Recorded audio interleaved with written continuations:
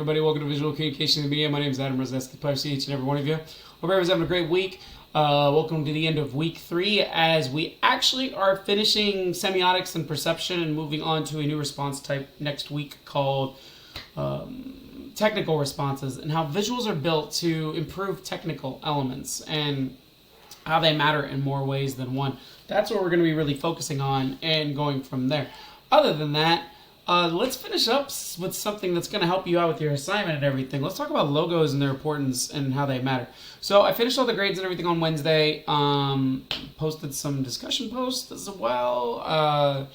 Knocked out a few other things. All the makeup grades should be done too. I'm going to go back this weekend, and anything you posted on Friday or Saturday, I'll take a look and update those grades this week and as well. That way everything should be good to go and you should be ready. Also, if you have a problem or didn't do so hot on an assignment, you're more than welcome to redo the assignment and update it with my feedback, and then you can do it as many times as you want until you get the grades you need. Other than that, that's all I got with that. So far so good with that. Other than that, let's get to it and let's talk about logos. Logos are going to tie with your assignment this week, where you're going to have to describe 3 different logos, restaurant logos, and how they work with symbolism, font, and color, and all the visuals that are used, and what are the reasonings behind those that they chose specifically. So let's talk about them, how they are. So logos, they're a visual representation of the product and or service and company. They need to be simple and easy to understand and translate to any size possible. For example, if it's on a billboard that's 60 feet long, it's got to look the exact same and readable as it is on an Apple Watch. All right, it's got to directly correlate the experience as well. For example, Target, they chose a bullseye because they want to be the target of where everything is located as, so they can find it. They're the target location, and that's why they use the bullseye for that. Nike uses the Greek symbol for athleticism, and by using that, they sell sports gear and sports equipment, and it ties into athletic style and sports. So the logo itself has to directly correlate to something of the company or the experience or the product itself. And that's what really matters with that. Now, font, style, and format must always be considered, because including cultural elements, due to the fact that these companies sell across seas, right? So they need to make sure they're not offending anybody based upon the logos and the colors and the symbolism that they chose in more ways than one. Now, there are 7 major types of logos. One is a combination mark, which we'll talk about in the end, which obviously combines 2 or more marks together. But let's go through the other 6 real fast and then get to the combination mark and how it utilizes more way one. Abstract marks are important. They're very specific to the company themselves, like the red, white, and blue symbol that was started with the company to kind of signify its logo mark. That's tied to Pepsi directly. It's abstract, but it's abstract for Pepsi itself.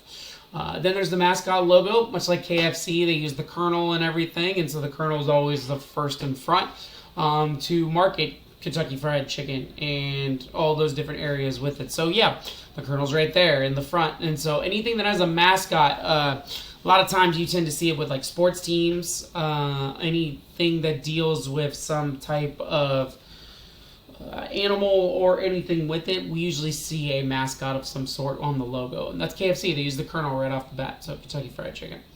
We'll skip combination mark for now. Now, emblem logos are a little different. They're a little bit more traditional. We tend to see these more with schools, organizations, government facilities, family, heraldry. We tend to see a lot with a lot more traditional aspects. Much like Harvard right over here, they use the reef with the scroll and Harvard on it. It's got the shield with the word veritas on it. Veritas is a Latin word for truth, and they want to be the place of truth. They've been there since the 1700s, since Harvard was created, and that's what's pretty crazy about it. Emblems are very traditional in their style, very family. We tend to see it a lot with true government and also pure organizations over time. Now, the other 3 are marks in some way. They either deal with letters, images, or words. Now, letter marks are just acronyms for bigger names of companies and organizations. Obviously, when we say NASA, we can't really say it right out of the National Administration of Space Association. That's a lot to say. That's a mouthful right off the bat. So we create an acronym from it, and then we create the logo based on the acronym. So that's the letter mark right there. NASA. If anybody's a Marvel fan, SHIELD is the exact same way. SHIELD stands for Strategic Homeland Intervention. I forgot the E, what it stands for. logistics division. I forget what the E stands for, but they abbreviated to SHIELD, and they letter marked SHIELD. It's the same thing with NASA, and those are type of logos. They use the acronyms themselves as the logo.